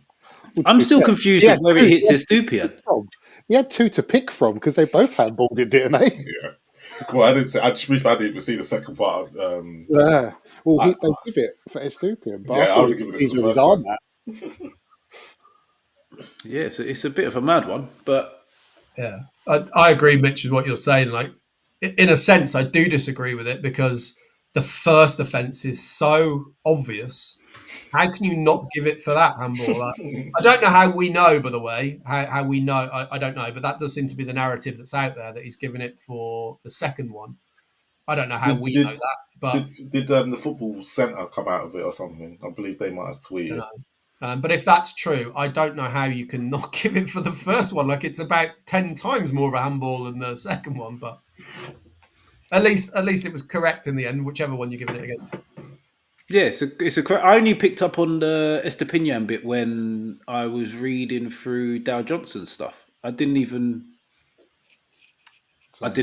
consider it was him. I just thought it was Ayari. I think that's his name. Ayari's got his arm clearly out. Blatantly, yeah. Yeah, and it flaps down towards the ball as well. Is it Marlon who likes a silhouette? I can't remember who uses the word silhouette. Sink likes a silhouette. There you go. Yeah, well, that's us. That's all our decisions this week. So can I just go back to something, because Chris, let's go back to the UEFA Cup situation of dropping out, right? Because I thought I'd do my own. Stocky, when did you start playing bloody Football Manager? When did I start playing? Yeah, well, Championship Manager. Championship Manager 3. Okay. 98-99. 98-99. So the year after that was 98-99 and then 99-2000. Yeah. The year after that, the second one was when it all started happening. When the Champions League teams started to drop out. So what are you talking about? Mate, I would have been managing West Ham. Why am I going to worry about that? Do you know what? Fair play. That answered that question. West Ham or Orient. And Champman 3 wasn't like a yearly thing back then either. It would have rolled on for a few years. Yeah. No, it was. Yes, it was. No, it would have rolled on for. I'm pretty sure I had 2000, 2001. That was my. It was the yearly thing. I'm going to show my age and tell you the first. It was a yearly thing. Yeah. Championship Manager 93 was the first one that I got. Yeah, it was a yearly thing because I used to go around Keep's house and play all the time because we didn't have a computer in my house back then. The first time for years it's not been a yearly thing is this year. I don't know if you guys still follow this stuff, but they oh yeah, mate, completely botched it this year. They've just gone, sod it, we'll do it next season. Yeah, they've changed the matching. They've changed like the whole way. Yeah, they've changed everything about it, and they thought they'd get it done in time, and they've just botched it. Pissed everyone off. Okay, so getting back to the other question I asked earlier. So the only teams that have won it, Chris is right, Galatasaray. Feyenoord don't count because they dropped out of the qualifying stages. Shakhtar Donetsk, Chelsea, and Atletico Madrid. Out of 25 seasons, 4. There you go. All right. So Tottenham and Man United fucking deserve it, right? To all you lot, and it's this, that, and the other. There we go. Okay. So before you start, and that's from AI. AI gave me that answer. It's like a Harry Hill moment. We'll have to have my AI versus your AI. And before the season ends, Mitch will have our debate of Eva Nilsson versus Mateta. So, hold on. Who did you say again? So we went with Galatasaray. The teams, Galatasaray, Shakhtar Donetsk, 2009, Chelsea 2013, Atletico Madrid 2018. Feyenoord did win it, but they had dropped out in 2001, 2002. They had dropped out of the qualifying stage. That's not what my AI says. It says they finished third in their group. Dropped out of the Champions League. CSKA Moscow finished third in their group. No. It says, this is what it says. It says they dropped from the Champions League third qualifying round, not the group stage. So technically doesn't count as a thingy route. That's not what GPT says. And it's also got Sevilla also finished third in their group stage when they won it as well. Who knows? And I certainly can't be asked to go and find. Do you know what? When you just said, I believe Seville did it. I think you're right on Seville. Seville definitely did it. Be interesting to check the final one out. Champions League 2001 group stage. Jesus Christ. God, that's a rabbit hole to that. Who are we looking for? Feyenoord. Yeah, Feyenoord. Hold on, it's coming up. The UEFA website taking about 3 years to load. So what? And Stocky, West Ham. When are you going to finish next year? Because I'm sorry, that was a bore fest. I got my fingers crossed on 17th again. Do you think you're going to finish 17th? Mate, I really don't know with us in a minute. It's a bit of a shit show. So we've Really. got, if you want to know, we've got Palace next week. We've got, who am I missing? We've got Brighton. Brighton's the last home game, so that's not in between. Who have we got in between? Villa away. Okay. So FA Your Cup, answer, Marlon, is that they finished third in Group H. they finished third in Group H. Well, this chat thing then, fucking, I'm gonna tell them they got that wrong. They got everything else right because they said. Apparently, I've never done that, but apparently you can have a conversation with AI going, "No, you've got that wrong, right?" And they go, "Oh, did I? I didn't realise." I'm gonna say that now. Feyenoord is wrong. Feyenoord is wrong. Marlon's going full Karen on ChatGTP. Good spot. You're absolutely right. Feyenoord didn't drop out of the Champions League. Oh dear. You're stupid. AI, there you go. Don't believe in AI, believe in humans. It's a wild day. Machines take over, Joshua. So, quick question before you all go. Mitch. So I've asked Stocky Hughes. Mitch, making the Champions League, finishing third, finishing second. I'm sticking with it. We're finishing third. I've been saying it for months and months and months. People were looking at me very weird when I started saying it. I'm sticking to it. Third. That's where we're Don't finishing. fancy second. Don't fancy turning Arsenal over. Nah. I was asked that a few weeks back, just after the Villa game. And if we'd beat Villa, I probably would have turned around at that point and said, yeah, we're looking up to second now. But no, I'm sticking with third. I just want Arsenal to finish third because I want that song to step away from Spurs. Really want that song gone. That's what I wanted fourth to finish. We finished third in the 2-horse race. They finished fourth in one. It'll be brilliant. It'll be brilliant. It'll be absolutely carnage. We need the likelihood is though, if they get caught, they're going to get caught by us and City. Yeah. Because if we beat them, that's the thing that's going to make them finish third. Yeah. But if we beat them, that's also the thing that's going to make us get above them. So, but we're hoping that Liverpool beat them. Is it this weekend, that game? Yeah, that's this weekend. We've all just got to hope that Liverpool beat them. If Liverpool just got to turn up. I was hoping that Chelsea had done it as well, but I've just seen that they're actually playing Newcastle, aren't they? So that's not good. Yeah, no, we had this a little bit of this discussion last night of them completely falling out, and it's not really possible because Chelsea play both us and Forest. Yeah. We can but hope. We can hope. You just keep up your end of the bargain, Newcastle, yeah? That's the plan. Well, we're in the same camp as Man United, as Tottenham talking about beating Man United 4 times in the season. That's what we're going for with Arsenal. Yeah. If that happens, though, Marlon, I want one of them glittering frames the following week. Do you know if that happens? Stocky got one. If we beat them 4 times in the season, I've got to have one. But the problem is, every time you beat them this season, they didn't shut up because there was some decision that they thought was wrong and against them. Yeah, but that's even better, isn't it? When it was West Ham, they were quiet. It's like they went, okay. Were they not complaining about the Lewis Skelly sending off? Hard. Surely they were complaining about the Lewis Skelly sending off. Nah, they went more against Wolves for that one. I think they didn't even complain. They just didn't complain. They literally didn't complain. They literally just said that was it.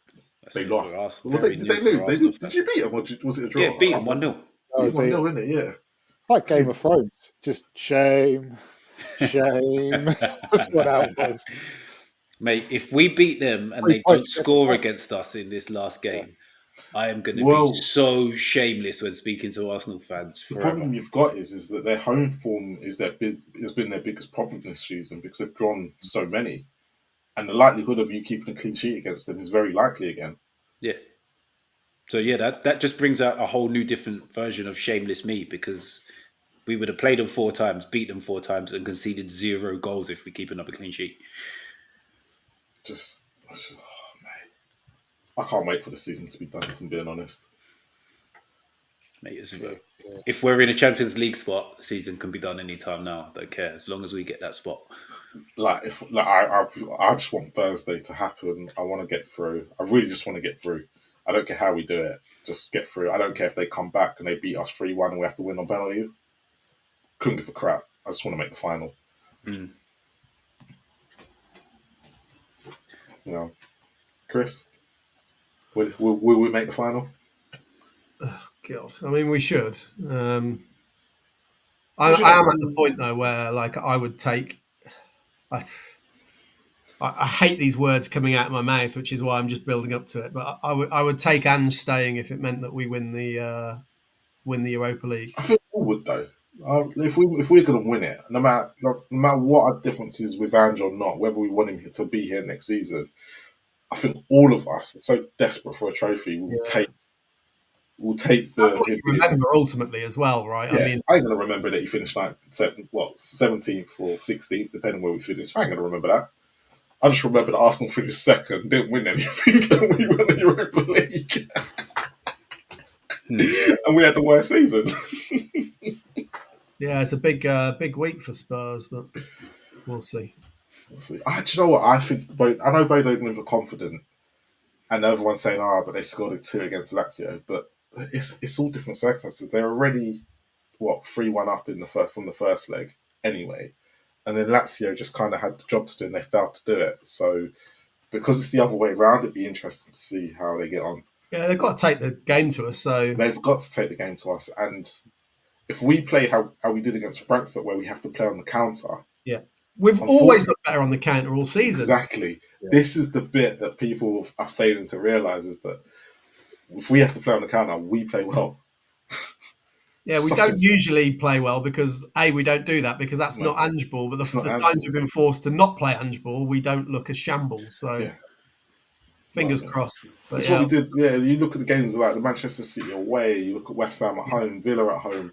They've all been because we haven't had the ball and we've had to play on the counter. So it'd be interesting to see what. And Glimt, they had most of the ball against us in that home leg, which everyone was like, we didn't play. The only thing with the home leg, I just felt they got their players back. That's the big difference. Yeah, sure. But I felt when we went 3-0 up that we missed a little bit of an opportunity. I think we could have finished it then, but we kind of seemed not to push on at 3-0. We seemed to kind of settle for it a bit. So I said to people that actually it being 3-1 helps us go into with a different mentality in that second leg to say we can't relax, we can't take it easy. And I think that if we went and took it easy, we'd get screwed. Yeah, I mean, for Bodo, I think if you're 4 down, you think the tie's done. If you're 3 down, you're thinking this is a massive task. If you're 2 down, I think you're thinking absolute game on. Yeah. But if we score in the first, if we can score in the first goal, massive. First goal's massive. Yeah, if we can score it and get the first goal, it's going to be interesting. It doesn't even matter. People saying if they score early, that doesn't matter. If they score in the 85th minute and go 1-0 up, that is a hell of a last few minutes. Yeah. They'll be throwing the kitchen sink. Danso will come on, don't worry. Danso will defend. Apparently, they love a corner at home as well. They love a corner. We don't defend. We still can't defend corners. Love a corner. Yous don't really like 4G. Yeah, but they don't like it in the air. You saw they don't like it up. Yeah, they don't like it in the air. You saw that as well. We blatantly did our homework. That was what was so good about the first leg. We did our homework, and you completely saw that we completely changed it, and that's why Richarlison played. And they couldn't cope. They just couldn't cope with the balls in the air. Fair enough. Do you feel your homework's exactly the same for this game though as it was for the first game? Probably. That's probably going to be the problem because Ange is the type of man to try and submit the same paper, submit the same homework twice. That's going to be the biggest issue because he can't look at that game and go, it's going to work again. He has to look at how they played against Lazio and all the big boys and look at the carrier bag game as well. He's got to look at all of that and see how they beat them and nullified them. And because it's a different pitch. I don't care what anyone says, 4G to grass, 2 completely different surfaces is not the same. Yeah, it is totally different. It's like playing a different game. Have you guys seen, to your point, Mitch, about the same homework twice? I don't know if you've seen the meme that was around a few months ago of Ange on MasterChef. I'll send it in our group chat, but basically they're just like going through different rounds and it's just like And we asked you to do a chicken pie, and he's just done, no, I've done a dessert. And he's like, yeah, but you did a dessert the last 20 rounds. And he's like, I know, but it's a good dessert. I'm like, right, okay. I'll send it in our little group chat. It's funny. Has anyone else got anything coming up for this week that they want to promote or want to do before we go? No, I will be back on Wednesday evening for the rivals. Oh my god, what, you got a place on that now? Hey, I'm going to have a word with Ash. I had a chat with Vash. He was like, bruv, open house, join when you want to. So that's me. He's got too many Newcastle fans on for me. We had at our sleep last night where we made a ridiculously large accumulator. Oh, yeah. We've done all the cup competitions and playoff winners. Yeah, so we went through and discussed every single cup competition winner and who's going to win the playoffs, and then decided to lump on it. What, as in what? So the League Champions 1, League final, Europa League final, Conference League winners, FA Cup winners, all the League 1, League 2 and Championship playoff winners, all lumped together in an ACCA. Mate, whoever finishes sixth in the Championship will win that. They always end up. They always do. Well, I went. That would be Bristol. I think I said Coventry because they're the informed team. Yeah, Coventry. Yeah, Coventry. I got a mate who's a Coventry fan. I was very nearly sliding door moment for me. Was I could have been a Coventry or Tottenham fan. I ended up being a Tottenham fan. But it'd be nice to see them back. Giroud that day. Giroud that day. Well, I should have known what I was letting myself in for, because that's the 87 Cup final and Tottenham lost. So I'm like a glory fan that couldn't quite work out which team to support and ended up supporting the losers. And we've been losing ever since, pretty much. So hey, you've seen the FA Cup, you've seen the League Cup twice. I have. I was at both those League Cup games as well. So yeah, at least I can remember something. But I remember, do you know, League Cup in '99. I remember we might have been with you, Mitch, but we had played football in the morning. Literally in the morning when we. That was on my birthday, that game. So I literally got back just before kickoff. There was quite a few of us that were trying to get back. Yeah, it must have been. So 99, it would have been Wadham, yeah. Yeah, I think that was my last season with Wadham. Yeah, 100%. What final was that? Because the Woodgate final was later on, wasn't it? That was later on, yeah. This was the Alan Nielsen one. Just in Edinburgh, got sent off. Yeah, Leicester. Yeah, it was my 19th birthday that day. Wow. Yeah, people working. How old is it? Yeah, just very old. Yeah. So for me, what am I doing this week? I don't think I'm doing what are you anything doing this week? What do you mean? Aren't you on like 92 different Tottenham channels throughout the week? No, I think I'm he's doing whatever Ricky Sachs tells him to do. That's what he's doing. Yo, bro, don't look. Yeah, don't be jealous. He was off on holiday. I let him take the rest, and he came to me, innit? It's not my fault. He came to me and said, "Marlon, help me out." I'm in slight visuals that don't add up properly. Yeah. Do you know what? No one's noticed that yet. That's what happens when you've got a degree in maths, and you just spot all these. Do you know what? The worst thing is, because I did the possession I couldn't find on any website for the whole time I was doing it. And last minute I found it just before we were about to go on. And I thought, oh, fuck it, I'll do it quickly. And I went, that don't add up. Don't care. Go put it on. See who notices. Can I check something with possession stats on you guys? Because I don't know whether everybody knows this or nobody knows this. But do you know that the possession percentage, all it is the number of successful passes? I don't know if you know that or not. So you could have the ball for a minute and make 10 passes, give the ball to the other team for a minute and they make one, and you'd have 10 times the possession that they had, even though you've both had it for a minute. Interesting. Interesting. Guarantee that's 100% true. But no, I think people don't know. I'm not going to chat GPT after today. Don't ask that. Jesus. Did not know that. So no, I'm not on Last Word this week. I've got the show tomorrow. Tomorrow's show is going to be a good one because I got Sava's going to be on. Johnny's going to be on, and hopefully Pete's going to be on. So hopefully we'll have because I think Johnny's on his way to Bodo. Johnny's going to be down to Bodo this week. See where Sava's at with the whole. Will we win it? True. But yeah, hopefully win it. So I've got Sava on tomorrow. Obviously, what's going on for the Rivals on Wednesday, Mitch? Because I don't know. Yeah, no, I haven't got any inside information of what's going on. I just know that I'm going to be there. I'll find out from Ash tomorrow. He can provide that tomorrow, and then I don't think we're back until we've got. Then we're back next Monday, aren't we? And I don't think I'm doing anything for. Oh, Spurs have got a protest for the weekend on Sunday. You going, Chris? Probably not. My ticket's been on the ticket exchange for about 3 months and no one's touched it. But Of course they won't. someone bought a Brighton ticket, which I was surprised about. But that I might regret that now, because that could be interesting. But anyway, a family friend has kind of invited them round to my house on Saturday to go to the theatre in Milton Keynes, and they're going to be around on Sunday. So I don't think I'll make it, but I want to make it because I want to join in the protest. But probably won't. Yeah, I might. I think I'm going to this one because I've missed the last two for other reasons. So I think I've kind of said I've got to do this one. Hopefully. Yeah, I'd like to be. I mean, I'll message you, mate, if I'm going, but I'm not sure that I will. Is it an early kickoff? I think it is, isn't it? 2:00 in it. Yeah. So if it was 4:30, I might have a chance. I think that's going to be pushing it. It all depends when they decide that they want to leave my house in the morning. So we'll see. If they're listening to this, can you make sure you leave Chris's house at me, please? Marlon's asked nicely. Well, on that note, have you got anything? I know have you got anything coming up Sunday for Willie Owsley?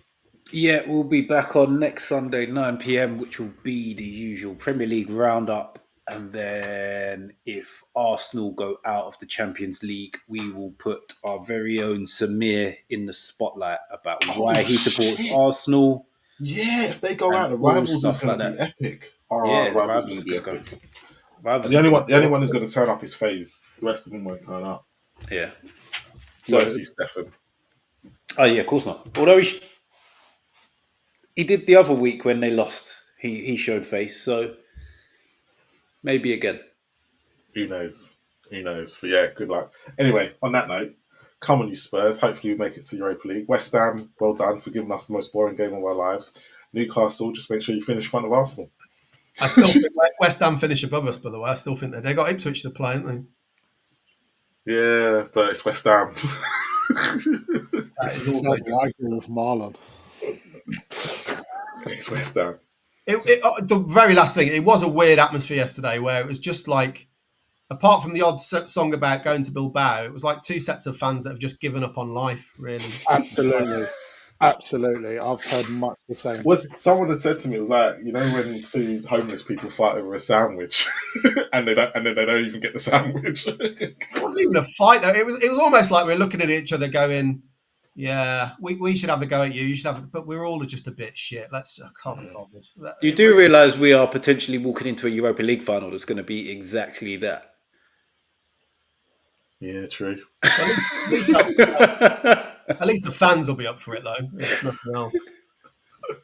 Yeah, the Europa League final could be a lot. But the thing is, at least with the Europa League final, if you look at the games between us and Man United this season, apart from they've produced goals.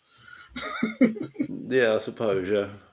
And the league game at the Tottenham Hotspur Stadium was terrible, but the cup game and the Old Trafford game weren't that bad.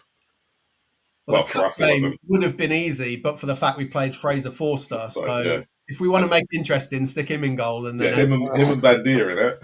Bandia, whatever his name is, the goalkeeper. Oh, yeah, conceded from a corner, didn't he? Yeah, oh my God. Cracking keepers. There we go. On that note, love and peace to everyone. Everyone, thanks in the comments who've watched us tonight.